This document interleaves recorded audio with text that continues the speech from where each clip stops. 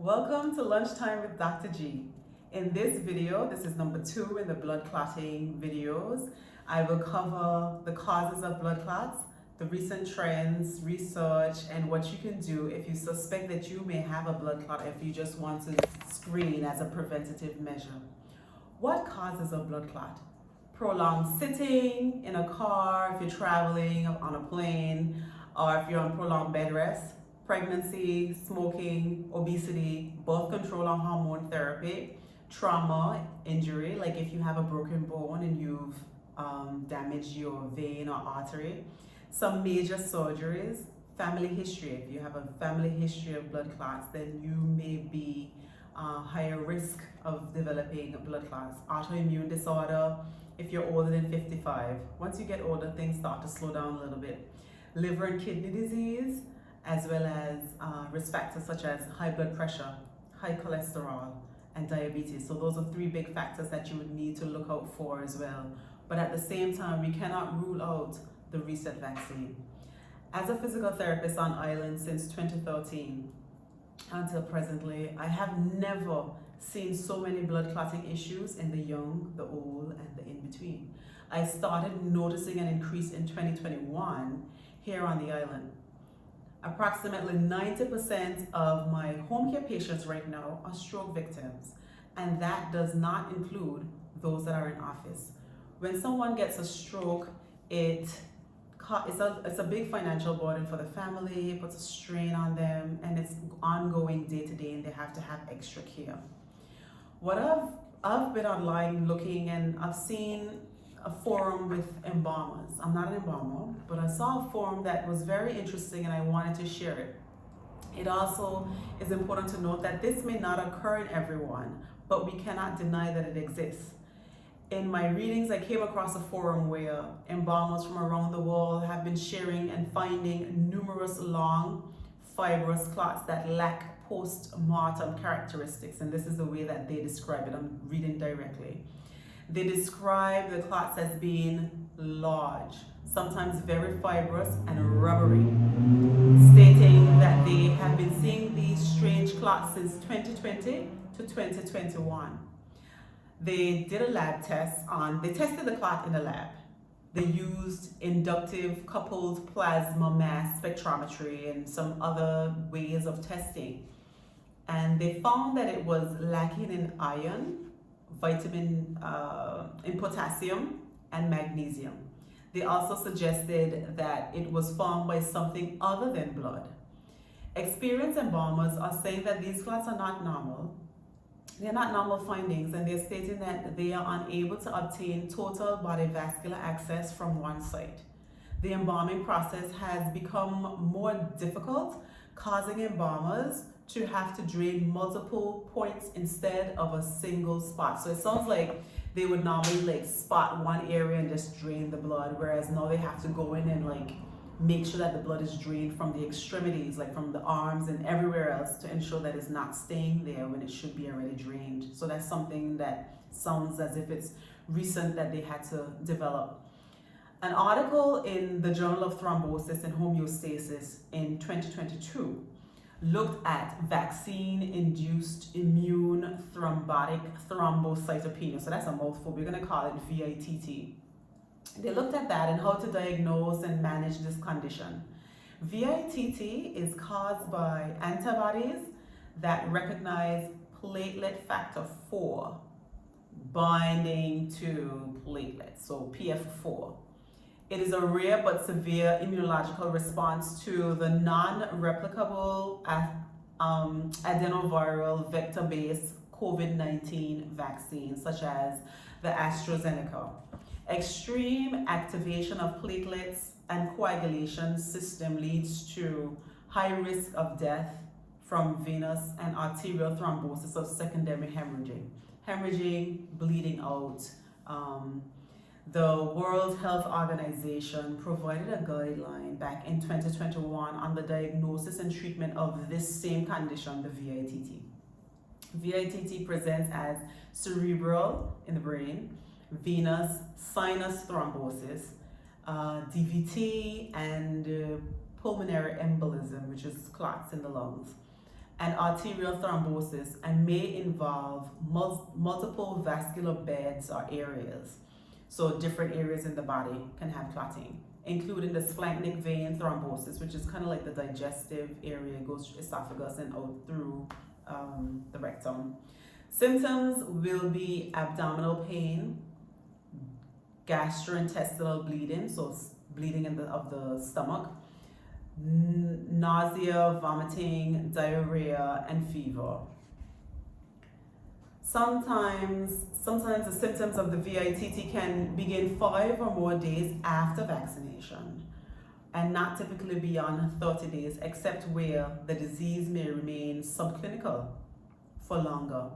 The platelet count and D-dimer are the most important screening lab tests, so I think that's very important to know. Platelets may have multiple organ thrombosis. All of this, patients may have multiple organ thrombosis. All of this is coming from that article. Advanced lab testing, such as INR, and this is the way they said it can be handled. With advanced lab testing in INR, prothrombin, activated partial thromboplastin time, and fibrinogen levels can confirm and monitor a feature of the VITT. If the splanchnic vein thrombosis is suspected, then they suggest bilirubin aspartate, alanine transaminase, and alkaline phosphatase may be needed. The article stated to avoid vitamin K and also avoid aspirin because it does not prevent VITT nor platelet activation, but it can cause a risk of bleeding. Clinicians and patients, the article continues on to say that clinicians and patients should be encouraged to report these cases in the spirit of transparency and vaccine safety.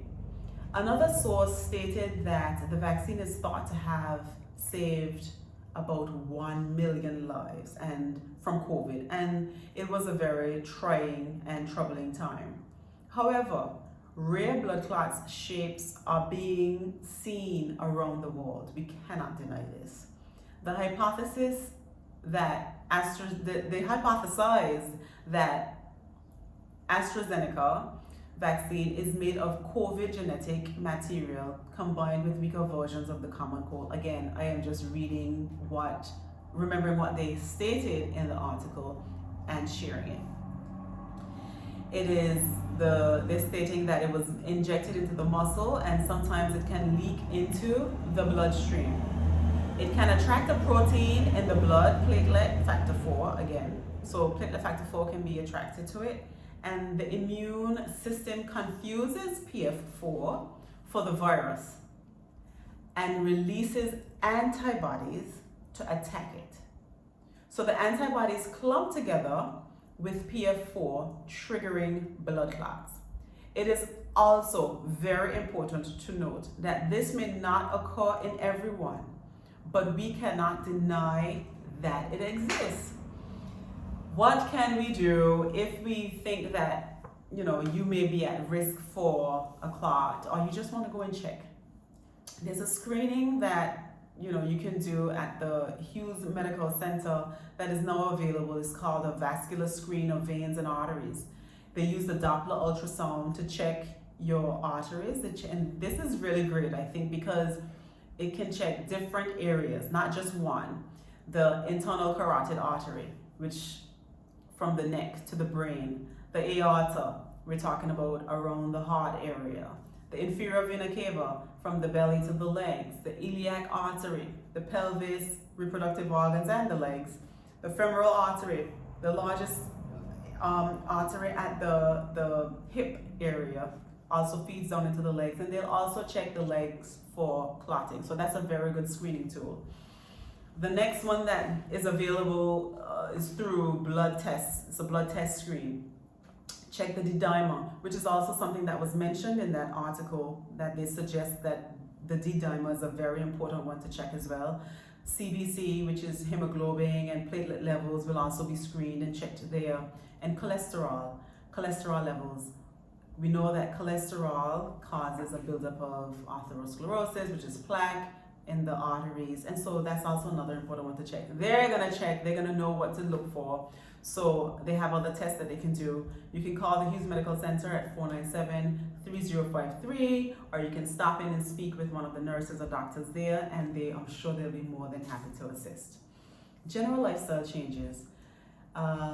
Get health clearance from your doctor before you go and start doing an exercise program if you have been sedentary, if you haven't been doing anything for a long time. Just get a screen, get a check, just to make sure before you go and start really exercising.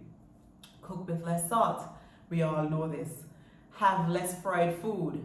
Go and get your medical screens. Also, check with your health insurance provider because this may be covered under preventative care. I know that Nagico may have it covered for sure. I'm not sure about the others, but they may have a preventative policy in place.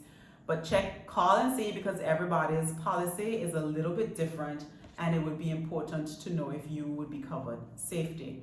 If you are driving and feeling ill, please pull off the road, put your car in park if you're able to do so, and put on your hazard lights. We have to look out for each other. So if you see someone who have pulled off and have their hazard lights on, please stop to assist because they may be in distress. Fortunately, we haven't been in any situations where someone has passed out or had a stroke while driving that I know of, and we'd like to avoid or prevent that.